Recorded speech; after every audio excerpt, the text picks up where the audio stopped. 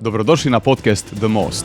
Ovo je platforma ili most gdje želimo postavljati iskrena pitanja i raspravljati o relevantnim temama iz kršćanske perspektive sa različitim moderatorima i gostima. Ja sam tražio onako uvijek nešto čime ću moći, ne znam, doma pobiti mamu i reći da ja ne moram ići u crkvu. Dogodi se i neka kriza identiteta.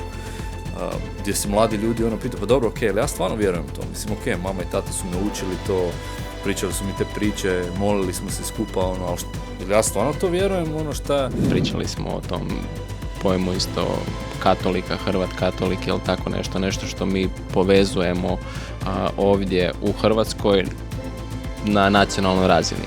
I mislim da je to puno više nacionalna razina nego što je stvarno identificiranje kao s nekim svojim osobnim identitetom. Zapravo u usporedbi s drugim zemljama i kulturama mi se ne želimo isticati, ne želimo biti drugačije. Zapravo je dobro ako je sve isto, da ništa se ne mijenja. Mi smo takvi, stoljeća, sedmog, I ne smiješ preispitivati nečiji identitet, ali mislim da je preispitivati identitet super.